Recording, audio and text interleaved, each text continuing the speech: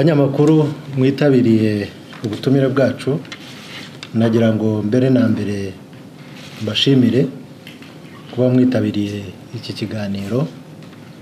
Nge nitwa Brigadier General Ronald Rwivanga, ndi umuvugizi w'ingabo z'u Rwanda, ndi kumwe na Colonel Lambert Sendegea, umuyobozi mukuru ushinzwe abakozi mu ngabo z'u Rwanda. Impamvu yatumye tubahamagara ni ukugira ngo tubasobanurire birambuye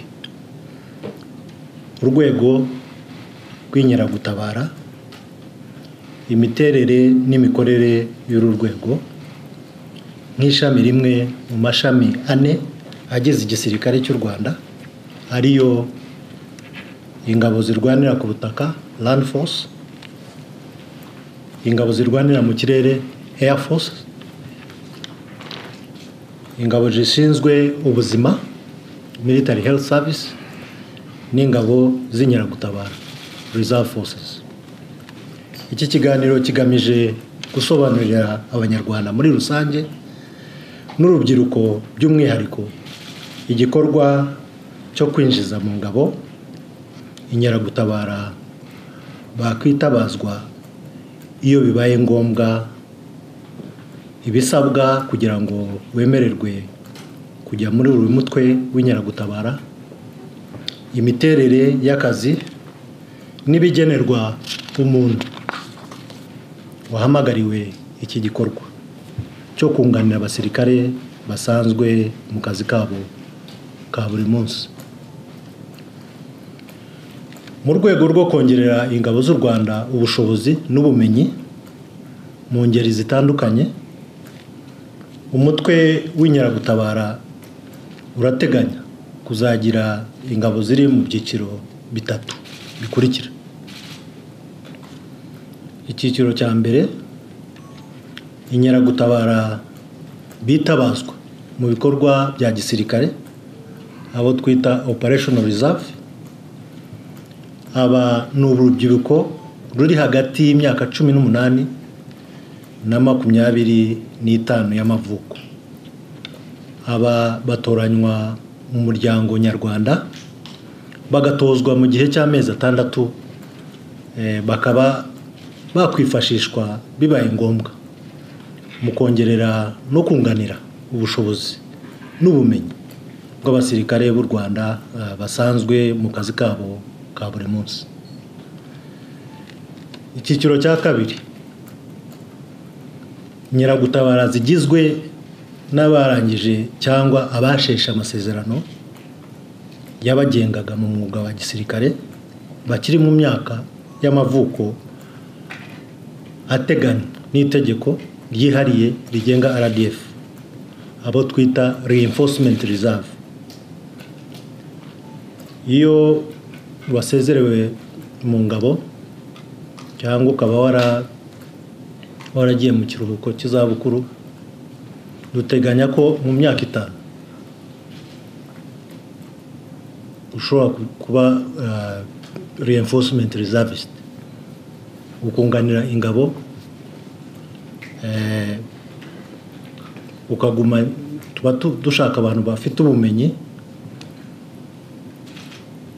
bw'abayikuriyemo, ikaba yaziba icyuho mu murimo wabo wa buri munsi. Icyiciro cya gatatu ni icyiswe Strategic Reservists. Aba ni abanyarwanda bafite ubumenyi bwihariye, bazobereye mu bintu bitandukanye byo kongera RDF ubushobozi. Muri iki cyiciro tuzasangamo abasivili bafite ubumenyi bwihariye kandi bukenewe muri RDF, binjiye mu mutwe w'inkeragutabara nyuma yo guhabwa imyitozo. Aba binjizwa hagendewe cyane cyane ku bumenyi bwihariye bafite kandi bukenewe mu ngabo z'u Rwanda. Bahabwa imyitozo ijyanye n'imyaka yabo mu rwego rwo gufungurira abanyarwanda, umunyarwanda wese ufite ubushake n'ubushobozi bwo gutanga umusanzu we wo kurinda ubusugire bw'igihugu. ndagira ngo rero me umwanya Chief J1 adusobanurire mu buryo burambuye ku bigendanye n'umutwe w'inkeragutabara. Chief J1, umwanya ni uwanyu. Murakoze. Thank you, sir. Kandi nkuko mwari mumaze kwivuga, itegeko 64/2024 ryo kuwa 20/6 mwaka 2024 rigena inshingano, imiterere n'ububasha by'ingabo z'u Rwanda RDF. Ibiteganya mu ngingo yayo ya 17 aho ivuga ko ingabo z'u Rwanda zigizwe n'ibyiciro 4 ari byo ingabo zirwanira ku butaka, ingabo zirwanira mu kirere, ingabo zishinzwe ubuzima n'ingabo z'inkeragutabara. Umutwe w'inkeragutabara rero ni icyiciro cy'ingabo zigizwe n'abakora akazi ka gisirikare ku buryo budahoraho ariko bashobora kwitabazwa igihe cyose bibaye ngombwa. Igitekerezo cy'inkeragutabara ntabwo ari gishya mu muryango nyarwanda, ni uburyo buhuriweho butuma abantu bari mu buzima busanzwe bahamagarwa kugira ngo bunganire abasirikare b'igihugu mu kurinda ubusigire bw'igihugu. Izi nshingano rero ziba zisaba ko ingabo z'u Rwanda zihora zongererwa imbaraga zihamye zo guhangana n'ibyahungabanya ubusugire n'umutekano w'u Rwanda muri iki gihe ndetse n'ikizaza. Ni muri urwo rwego rero ingabo z'u Rwanda ziteganya igikorwa cyo kwinjiza mu ngabo z'u Rwanda umutwe w'inkeragutabara, urubyiruko rushoboye kandi rufite ubushake rwakwitabazwa bibaye ngombwa mu kunganira abasirikare b'u Rwanda basanzwe bakora uwo murimo buri munsi. Abakenewe muri iki gikorwa ni urubyiruko ruri hagati y'imyaka 18 na 25 y'amavuko barangije amashuri 6 yisumbuye no kujyana hejuru.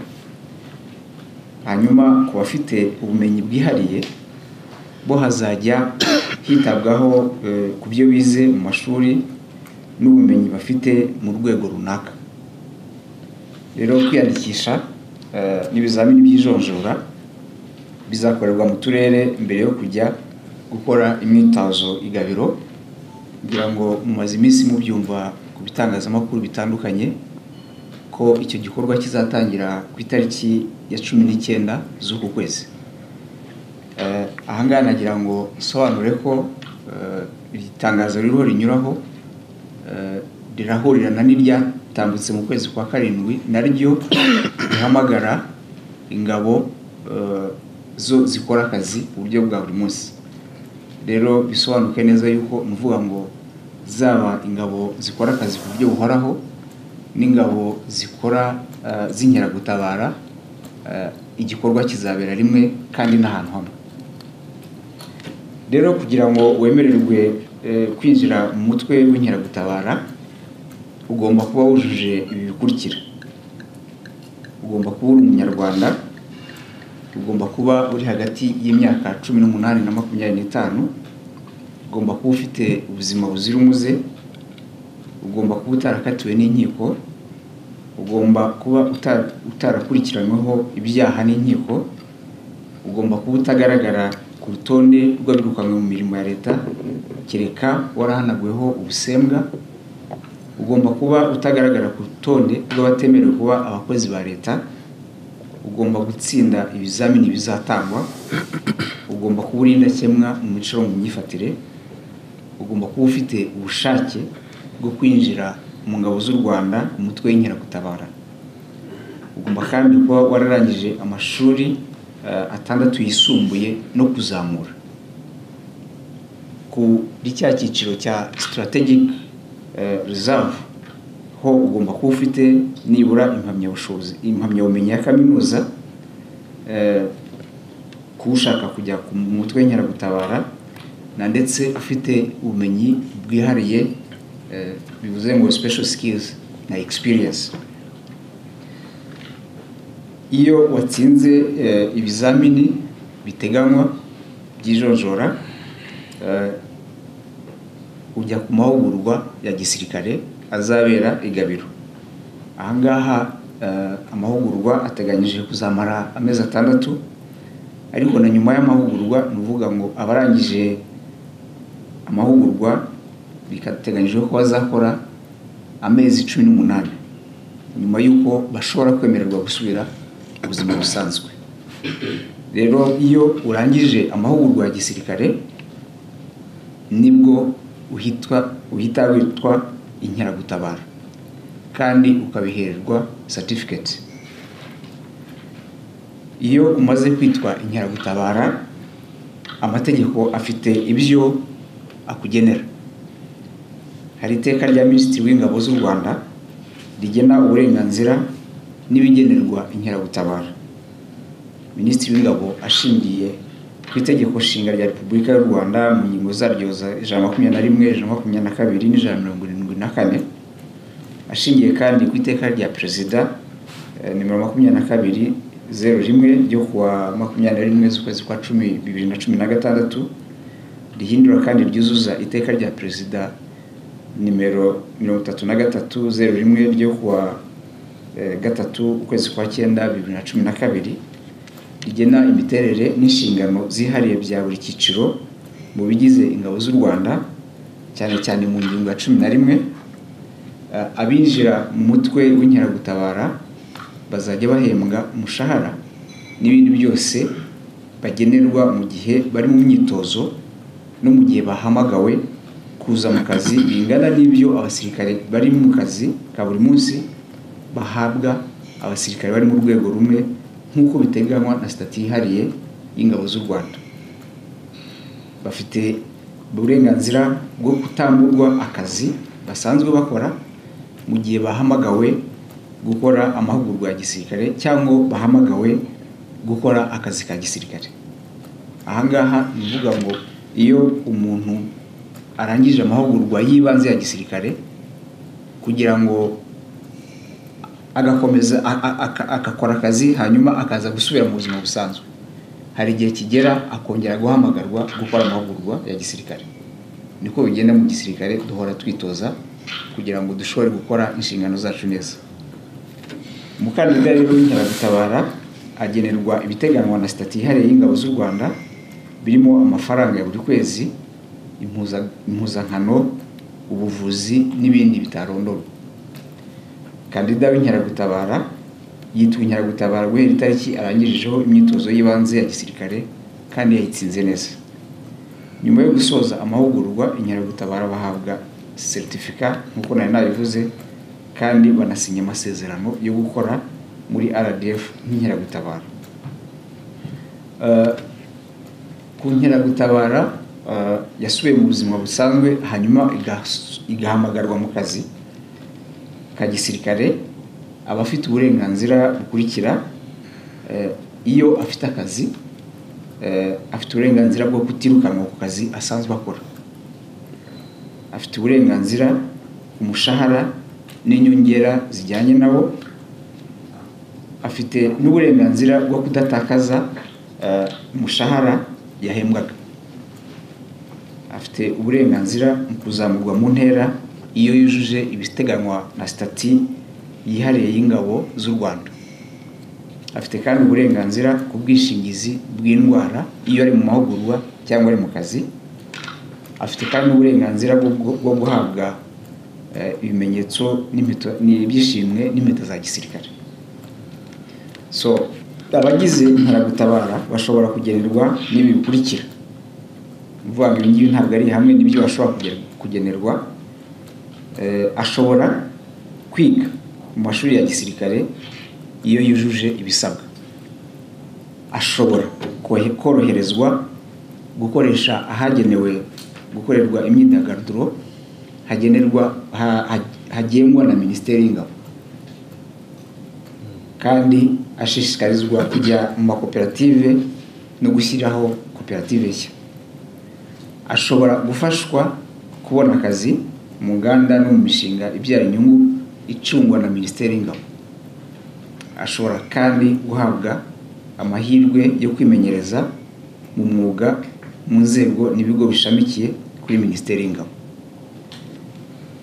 Ibi nibyo agenerwa igihe akibarwa nk'inkeragutabara, ariko nk'uko bigenda no mu kazi hose, ukora akazi ariko hakagera igihe ugasohokamo. Rero itegeko riteganya ni ryari inkeragutabara irangira kwitwa inkeragutabara. Ni ku mpamvu zikurikira: hari kurangiza igihe cyo kubarirwa mu nkeragutabara ku buryo buhoraho. Ahangana uvuga ngo iyo igihe cye cya retirement cyangwa cyo kujya mu zabukuru kigeze. Ubundi buryo cyangwa indi mpamvu ni iseswa ry'amasezerano y'umurimo, mu Cyongereza ibyo twita rescission of contract. Indi mpamvu ya gatatu ni ugusaba kureka umurimo w'inkeragutabara bikwemerwa. Ahangaha mu Cyongereza babyita granted request. Ingingo ya kane ni ugukurwa mu kazi kubera impamvu z'uburwayi, mu Cyongereza byitwa medical discharge.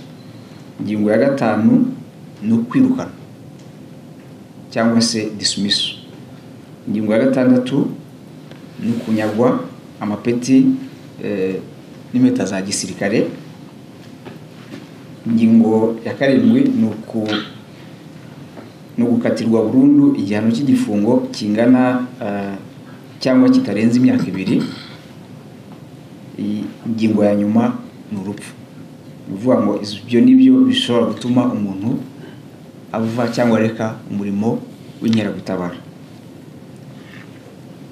Iyo rero umuntu arangije umurimo we neza w'inkeragutabara, stati yihariye ya gisirikare igihe byimugenera, hari imperekeza ihabwa inkeragutabara irangije amasezerano y'umurimo, ibarwa hashingiye ku giteranyo cy'igihe cyose yahamagariwe gukora imyitozo n'akazi ka gisirikare ka buri munsi. Iyo igiteranyo cy'igihe inkeragutabara imaze ikora amahugurwa ya gisirikare n'umurimo wa gisirikare wa buri munsi kigera ku myaka 10, bivuga ngo biteranyije byose, imperekeza ingana n'ihabwa urangije amasezerano y'umurimo iteganywa muri stati y'Ingabo z'u Rwanda. Iyo igiteranyo cy'igihe inkeragutabara yamaze ku murimo n'amahugurwa ya gisirikare kitageze ku myaka 10, imperekeza ibarwa hakurikijwe ijanisha n'igiteranyo cy'igihe yari amaze akora cyangwa ari mu mahugurwa ya gisirikare. Abanumva rero ari byo nashaka kuvuga mu magambo make. Murakoze. Ayo niyo makuru y'ingenzi twagira ngo tubasangize. Ahasigaye na hanyu kubigeza ku Banyarwanda kugira ngo dukomeze gufatanya kubaka igihugu cyacu n'igisirikare cy'u Rwanda. Reka nsubize ijambo defense spokesperson, hanyuma dukomeze n'izindi gahunda. Thank you, sir. Harakoze Chief J1. Nagira ngo rero mbashimire namwe mwaduteze amatwi.